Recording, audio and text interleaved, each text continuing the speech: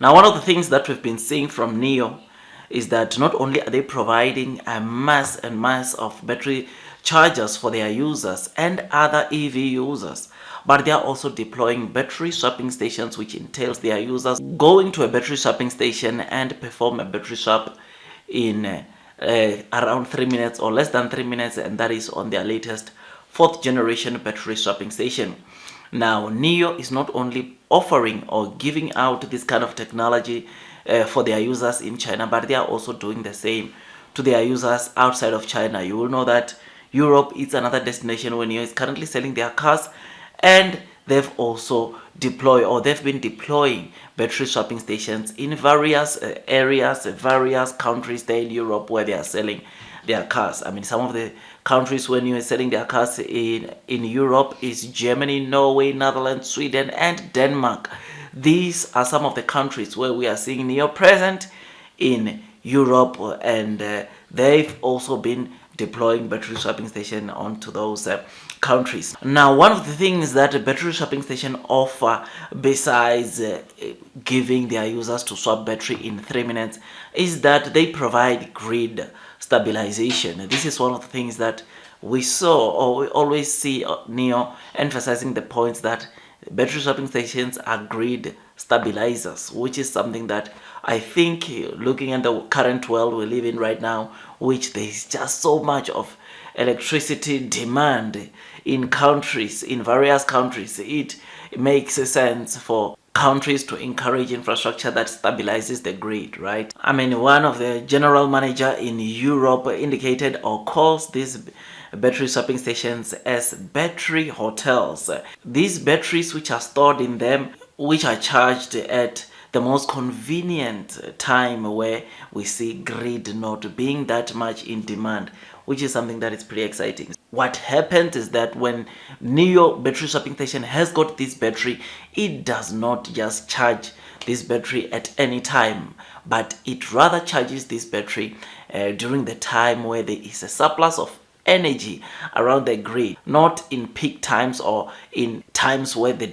electricity demand is too high. So the battery swapping stations or these battery hotels only charge the batteries inside them at a convenient time when it's most convenient for the grid, which is something that I think it is for this reason why battery swapping stations, they are also stabilizing or helping in stabilizing the grid, because once there is too much or high demand of electricity, batteries are not being charged in of course NIO's battery swapping stations. They are only charged at a time where the grid is stable and there is a surplus of energy, which is something that I think is just absolutely incredible, absolutely great. And as a new investor, once again, we get to be reminded of how amazing this technology that NIO is deploying. I mean, I'm very excited, and getting to be reminded or getting to read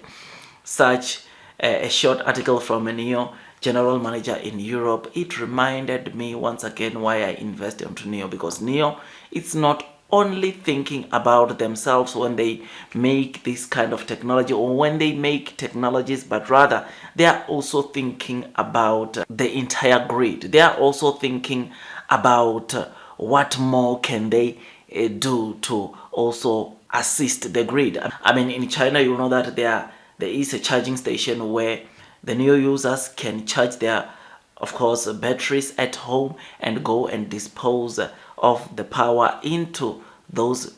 chargers, where they get paid some good profits or they get paid some good money. And this just shows you once again that NIO has got this thing of assisting the grid. NIO, when they are deploying their technology, deploying these battery swapping stations, they've got grid stabilization in mind, which is something that is very, very good. And it is for this reason, or it's one of the reasons that I invest into this stock. They are not just looking for themselves. I mean, 80% of NIO's battery swapping stations are being utilized by non-NIO users. And by the way, NIO, when it comes to chargers in China alone, they are the car with the most charging infrastructure, which is something that is pretty exciting. China right now, NIO has got over 23,000 chargers, which with the second EV car with the most chargers is Tesla, which has over 13,000 chargers. This shows you of how aggressive is NIO being when it comes to also deploying chargers and making sure that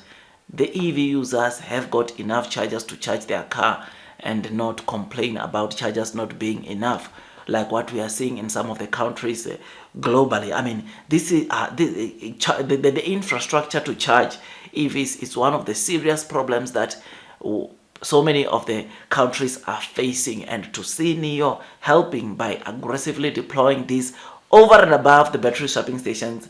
it is something that is so amazing. I mean, they could have said, no, we are going to focus on to building more and more battery swapping stations. We'll leave out the chargers, but no, they want to help as many people as possible by deploying as many chargers out there. This make them help the industry to have enough chargers to meet the current demand, or to meet the current user demand for EV cars. This is something that is pretty